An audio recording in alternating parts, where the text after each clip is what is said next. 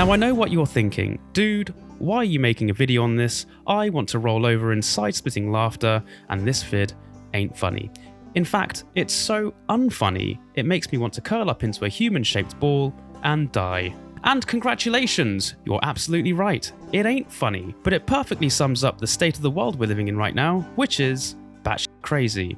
A world in which a 19-year-old with barely a hair under their liberal armpit thinks it's perfectly reasonable to lash out and strike a 60-year-old woman. And if you're wondering what the aftermath of that looks like...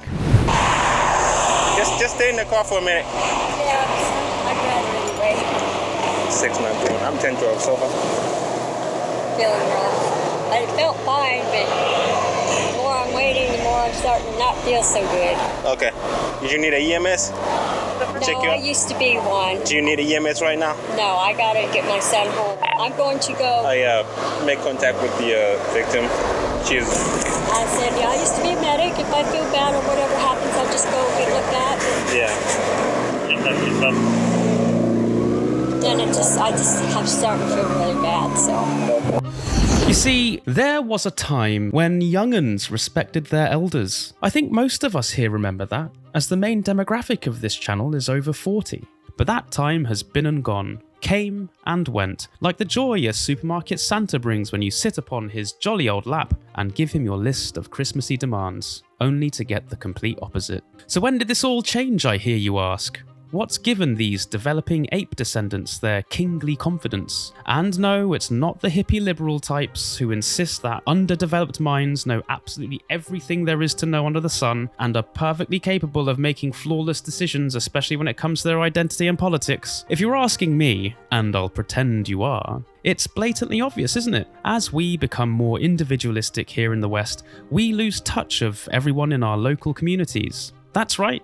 Old Barbara down the road is no longer that sweet old lady who occasionally asks you for a cup of sugar. She's now another body contaminating your space. She's another person ahead of you in line. Just to be clear, I don't say West disparagingly. You all know how sickeningly patriotic I am for that special relationship between the US and UK. We're lucky to be living here. But we're living in isolation, man. Living in cushioned pods we call our homes, driving around in locked steel boxes we call our cars, doing the typey on our phones instead of using that fleshy thing in our necks called a voice box. It seems like the further into the future we go, the more walls we build between us and that suspiciously sweet old Lady Barbara, to the point where even a glance or spoken word is considered violence. I mean, look at what Apple's doing with their new VR headset. Oh, now you get to look at me in AI. Mate, just meet me down the blimmin' road in 10 mins so I can look at you in real life. But wear some deodorant because you smell a bit.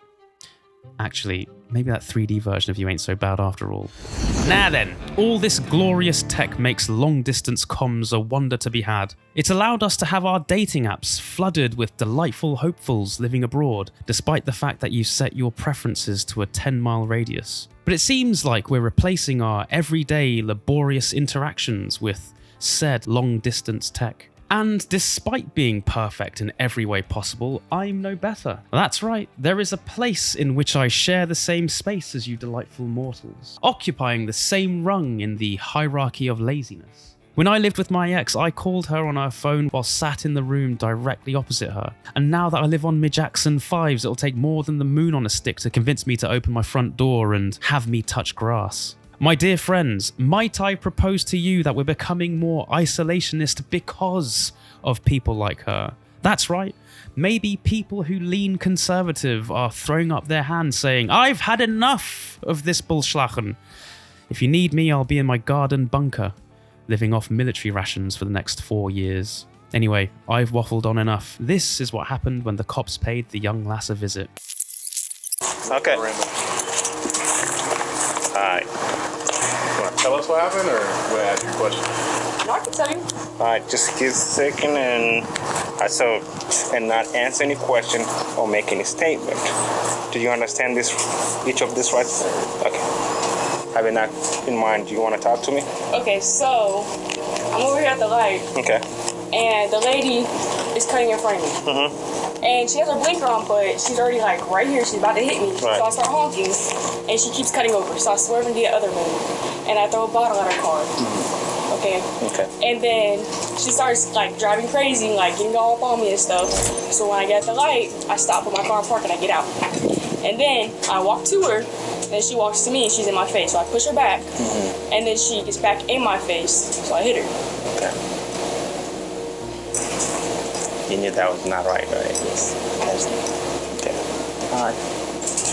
So with that being said, pretty much you're gonna have. She wanna press charges. Me?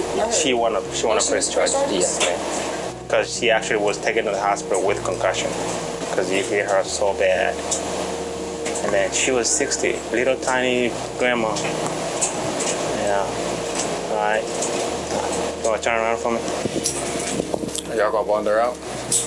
Let her ass sit up there doing stupid shit like that. All right. So, I thought it was gonna be some minor.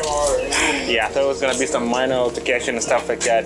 But I got there. She's got all these bumps on her head and stuff like that. So she couldn't drive normal. The ambulance had to get there to take her to the hospital and stuff like that. So. What about her? Didn't she have a passenger with her? She had an autistic kid with her, and he can't drive. Yeah. Yes, sir. All right. Well, it's a misdemeanor charge, so thank God it wasn't a felony. Because if she was 65, it could have been a felon. So Let's learn something, because I mean that's stupid shit. It's just ridiculous. Where she learns that, I don't know, but. The mumbling of fruity expletives you can hear in the background there was none other than her dad. Far be it from me to judge him in any way, shape or form. I don't know what his parenting style is. I don't even have any kids, so commentary from me here would be null and void. That said, what does your parental sense tell you about this dad? And remember, your chiming in matters. Not only to fertilize my soft, squishy brain with new knowledge, but to fertilize the soft, squishy brains of others scrolling through the comment section. So get on that typey, me old beancakes. Our thinks, that'll do for this video. I hope you enjoyed our time together. Obviously, thanks again for all the likes, shares, and comments you've been leaving me. If there's a topic you want me to cover or a question you want answered, let me know on here or on Instagram. Otherwise, take care of yourselves, and I'll see you in the next one. Bye.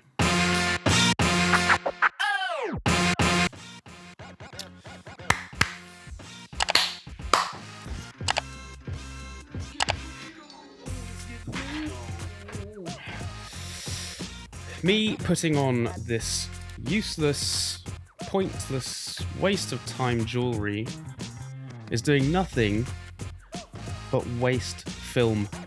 Look at me saying film like I'm using an actual film camera. Obviously not. Alright. I hope I don't have curry around my fucking lips. Had a vindaloo, which I ordered yesterday.